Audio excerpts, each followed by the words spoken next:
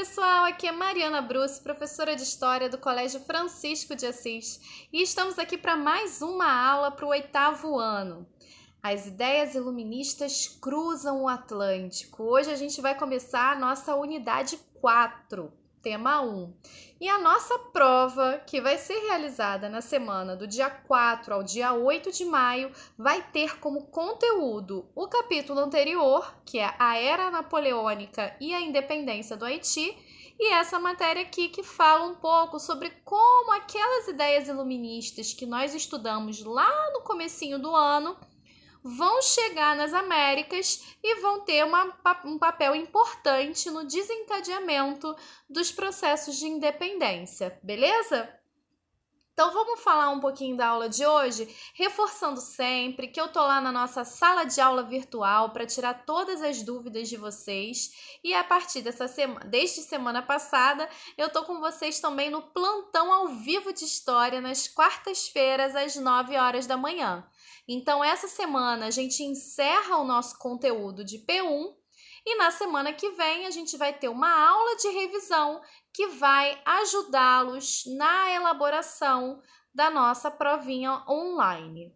Maiores informações sobre como vai ser essa prova, vocês vão receber aí da coordenação, tá bom? Fiquem tranquilos que vai dar tudo certo. Então, na aula de hoje, a gente vai conversar sobre a forma como essas ideias iluministas se espalham pelo mundo e particularmente chegam aqui no continente americano. Só para recapitular, o iluminismo, como esse conjunto de novas ideias que surgem ali pelo século 17, 18, vão ser muito importantes na derrocada daquele mundo do antigo regime, das monarquias absolutistas e na ascensão de um novo mundo marcado pela influência da nobreza, marcado pela influência da burguesia e pela influência das ideias liberais. Vocês observando aí esse mapa mental, o iluminismo ali como essa luz no interior, no centro, que vai irradiar as possibilidades de se pensar um mundo diferente daquele que era vivido por aquelas pessoas nos séculos 17 e 18. Então, a gente viu os principais filósofos, no começo do ano, John Locke, com o liberalismo, com as ideias, com a defesa das liberdades individuais, dos direitos naturais do ser humano, Montesquieu, com a divisão ali dos 3 poderes, a ideia do executivo, legislativo e judiciário, para impedir a concentração de poderes na figura de uma única pessoa, o Rousseau com o contrato social, numa perspectiva mais radical, que falava sobre soberania popular, defensor ali da democracia, o Voltaire, que aí já era um pouco mais moderado, que trabalhava com a hipótese do despotismo esclarecido. Todas essas ideias são importantes para a gente pensar como que esse racionalismo, como que o anticlericalismo vão ser importantes na formação desse novo mundo de caráter burguês que se contrapõe ao antigo regime, ao mercantilismo, ao absolutismo e que vai ter um papel importante influenciando as ideias que vão estar por trás do processo de independência dos Estados Unidos, a Revolução Francesa que a gente estudou, a Inconfidência Mineira aqui no Brasil que a gente ainda vai estudar, a independência da América Espanhola e assim por diante. A própria Revolução do Haiti que a gente também estudou. Então, essas ideias liberais, elas são muito potentes porque elas justamente inspiram as pessoas a lutarem para que elas se tornem realidade. Então, aqui nas Américas, o que você vai ter?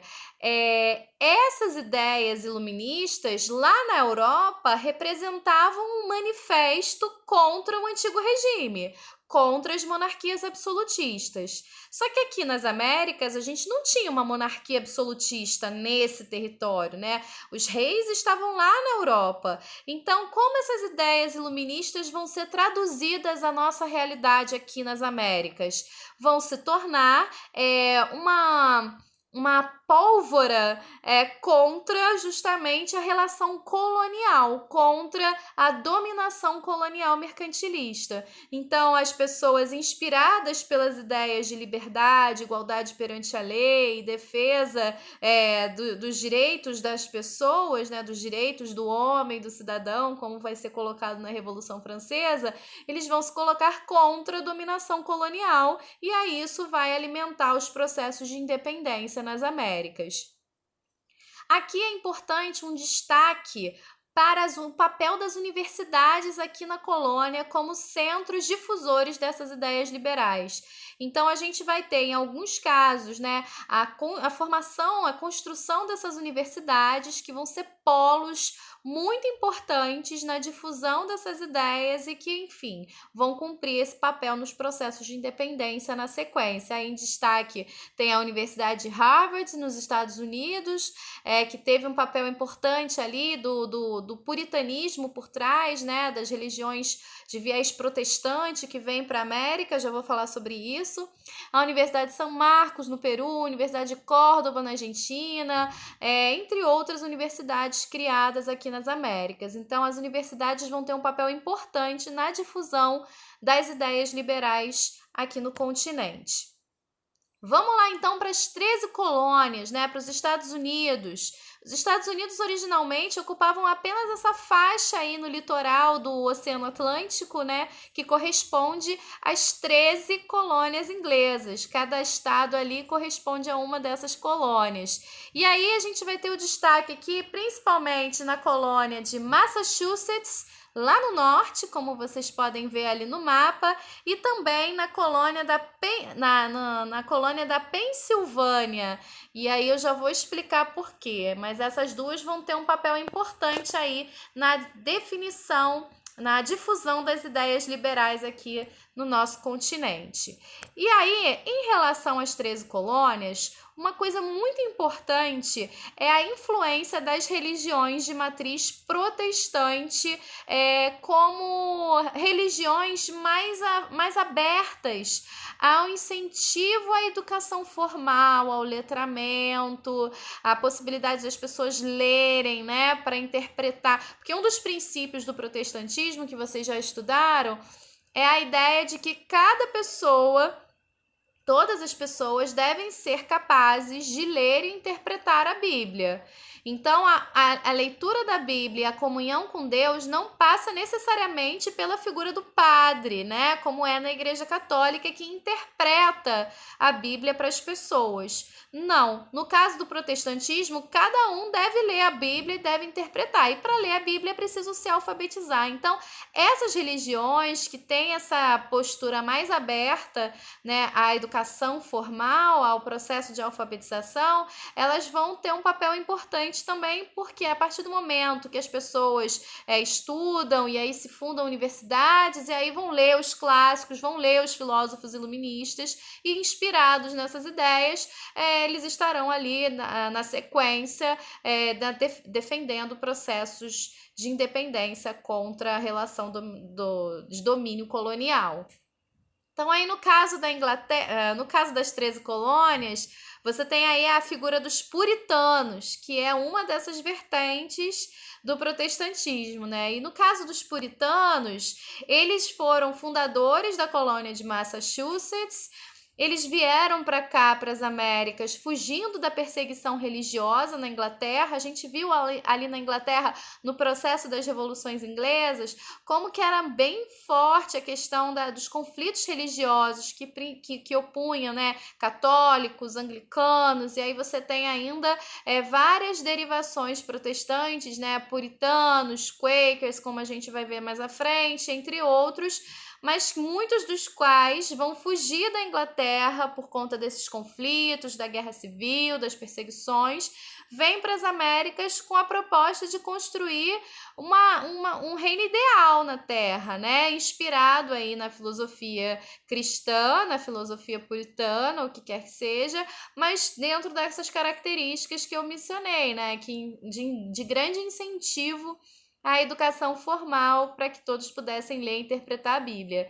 E aí eles criaram várias universidades e por isso tiveram esse papel importante na difusão das ideias liberais aqui na colônia.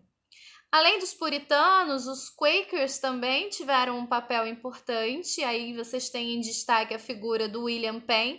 O próprio estado da Pensilvânia vem de uma homenagem a esse, que foi um dos líderes de desses grupos religiosos que vieram aqui para as Américas por conta das perseguições promovidas na Inglaterra, no caso em particular por Carlos II, né, que tentou extinguir, né, com a presença desses protestantes na Inglaterra.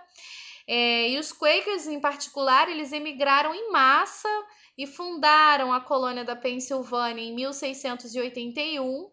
A capital da Pensilvânia, que é a Filadélfia, vai se tornar um dos mais importantes centros difusores das ideias liberais.